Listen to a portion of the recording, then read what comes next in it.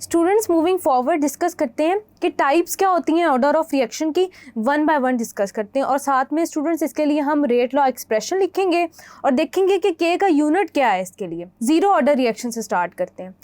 वो रिएक्शन जो कि इंडिपेंडेंट होता है to that of the concentration of reactant, उसको हम कहते हैं जीरो ऑर्डर रिएक्शन।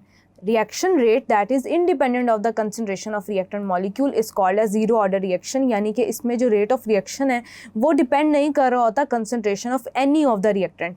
तो उसको हम मैथमेटिकली ऐसे लिखते हैं। स्टूडेंट्स याद रखिएगा कि जो भी रिएक्शंस लाइट की प्रेजेंस में होते हैं, फोटोकेमिकल रिएक्शंस, वो जीरो ऑर्डर रिएक्शन होते हैं। उसके अलावा स्टूडेंट्स जितने भी रिएक्शंस एंजाइम्स कैटेलाइज कर रहे होते हैं, एंजाइमेटिक रिएक्शन या कैटालिटिक रिएक्शंस, वो भी जीरो ऑर्डर रिएक्शंस होते हैं। उसके अलावा स्टूडेंट्स हमारे पास एक एग्जांपल है डिकम्पोजिशन ऑफ अमोनिया की, 2NH3N2 + 3H2। अब इसके लिए स्टूडेंट्स हम क्या करेंगे कि ये जीरो ऑर्डर रिएक्शन है, तो हम इसके लिए रेट कैसे लिखेंगे? Rate is equal to K into concentration of ammonia, और इसको रेज टू पावर हम जीरो कर देंगे। क्यों? क्योंकि रेट ऑफ रिएक्शन इसका जीरो है। अब स्टूडेंट्स यहाँ पे भी ये एक एक्सपेरिमेंटली डिटर्मिन्ड वैल्यू है, इसलिए रेज टू पावर में हम जीरो लिख रहे हैं। उसके अलावा स्टूडेंट्स याद रखिएगा कि ये जो आपके पास K है, जिसे हम रेट कांस्टेंट कहते हैं या वेलोसिटी कांस्टेंट भी कहते हैं, ये टेम्परेचर पे डिपेंड कर रहा होता है। टेम्परेचर के चेंज होने के साथ साथ इसकी वैल्यू भी चेंज हो रही होती है। जितना ज़्यादा K की वैल्यू ज़्यादा होगी उतना ही ज़्यादा आपका रेट ऑफ रिएक्शन ज़्यादा होगा। यानी कि अगर टेम्परेचर जब आप इंक्रीज़ करेंगे तो K की वैल्यू ज़्यादा हो जाएगी, उतना ही तेज़ी से आपका रिएक्शन हो रहा होगा। इसको हम फर्दर आगे भी डिस्कस करेंगे थॉरली। उसके अलावा स्टूडेंट्स ये आपको एक ब्रिज प्रोवाइड करता है जिसमें आप रेट को रिलेट कर रहे होते हैं कंसंट्रेशन ऑफ रिएक्टेंट के साथ। आगे चलते हैं स्टूडेंट्स। फर्स्ट ऑर्डर रिएक्शन क्या होता है? Reaction whose rate of reaction is directly proportional to the first power of concentration. इसको आप जनरली ऐसे लिख सकते हैं। अब आपके पास स्टूडेंट्स यहाँ पे एक एग्जांपल है जो मैं केमिकल इक्वेशन यहाँ लिखती हूँ, वो है नाइट्रोजन पेंटाऑक्साइड की डिकम्पोजिशन की। वो फर्स्ट ऑर्डर होती है 2N2O4 + O2। अब उसके लिए आप रेट लॉ कैसे लिखेंगे? Rate is equals to rate equation K into N2O5 raise to power 1 K raise to power हो जाएगा। अब K का जब हम यूनिट निकाल रहे होंगे तो हम कैसे निकालेंगे? K is equals to rate divided by concentration of nitrogen pentoxide. Rate के क्या यूनिट्स होते हैं? मोल्स पर डेसीमीटर क्यूब पर सेकेंड डिवाइडेड बाय मोल्स पर डेसीमीटर क्यूब। दोनों कैंसिल हो जाएंगे तो पर सेकेंड यूनिट होगा। यानी कि इस रेट कांस्टेंट का, जो कि फर्स्ट ऑर्डर रेट कांस्टेंट है या फर्स्ट ऑर्डर वेलोसिटी कांस्टेंट है, इसका यूनिट पर सेकेंड होगा। उसके अलावा स्टूडेंट्स एक और रिएक्शन होता है जिसमें डिकम्पोजिशन होती है अमोनियम नाइट्राइट की। वो कुछ ऐसे होता है N2 + 2H2O।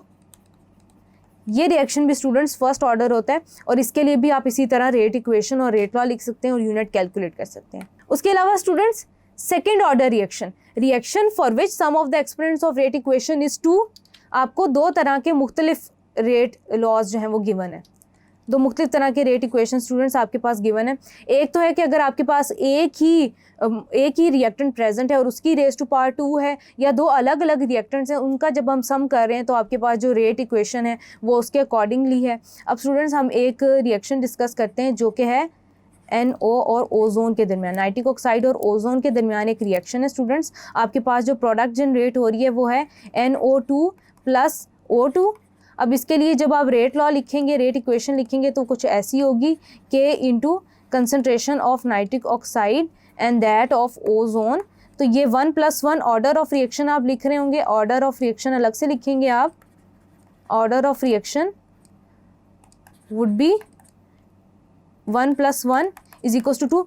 स्टूडेंट्स याद रखिएगा कि जब आप रेट इक्वेशन लिख रहे होंगे उसके साथ आप ऑर्डर ऑफ रिएक्शन को लाजमी मेंशन करेंगे, ऐड करके बता देंगे कि 2 है।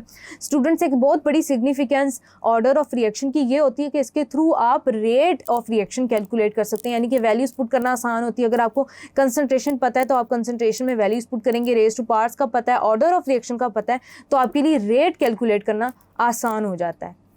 उसके अलावा स्टूडेंट्स इसके आप यूनिट्स कैसे कैलकुलेट करेंगे कि अगर हम इसको लें rate is equals to K into A raise to power 2। अब के की वैल्यू हम बाहर निकाल लेंगे, rate divided by A raise to power whole 2। अब रेट के लिए क्या है आपके पास यूनिट्स, मोल्स पर डेसीमीटर क्यूब पर सेकेंड डिवाइडेड बाय, यहाँ पे 2 दफ़ा हम मोल्स पर डेसीमीटर क्यूब लिख देंगे, मोल्स पर डेसीमीटर क्यूब इंटू मोल्स।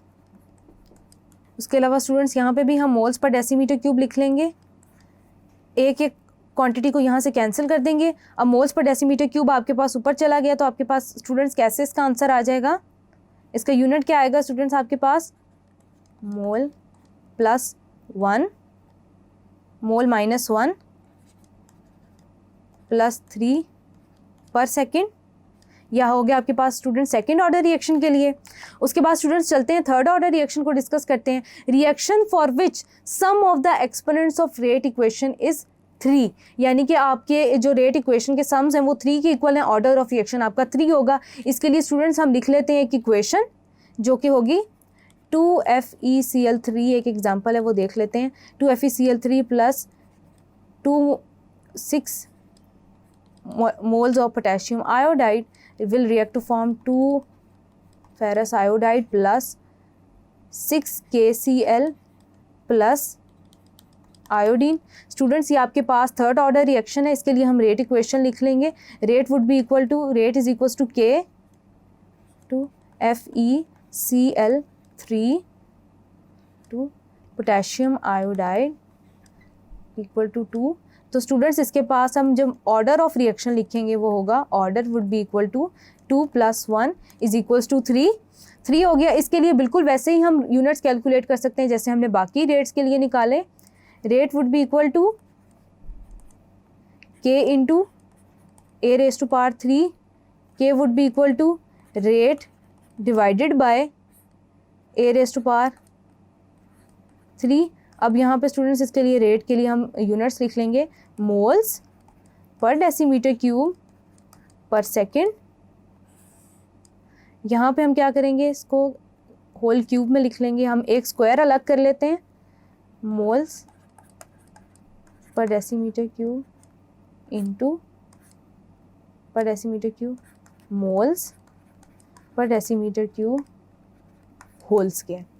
एक कैंसिल हो जाएगा यहाँ से। अब इसको कैसे लिख रहे होंगे हम स्टूडेंट्स, मोल्स प्लस 2 है, यहाँ -2 हो जाएगा, -6 है, यहाँ +6 हो जाएगा, +6 पर सेकेंड। ये आपके पास यूनिट होगा थर्ड ऑर्डर रिएक्शन के लिए। देन स्टूडेंट्स कुछ ऐसे भी हमारे पास ऑर्डर ऑफ रिएक्शन होते हैं, ऐसी भी इक्वेशंस होती हैं जिनके लिए ऑर्डर ऑफ रिएक्शन आपके पास फ्रैक्शन में होता है। Reaction for which sum of exponents of the rate equation is in fraction. For example formation of hydrogen bromide, लिखें plus Br2 will be equal to 2HBr, it will be equal to fractional order reaction. इसके लिए हम rate ऐसे लिख रहे होंगे, rate would be equal to K into hydrogen की concentration which would be equal to 1 plus into bromine की concentration students होगी यहाँ पे 1/2 की।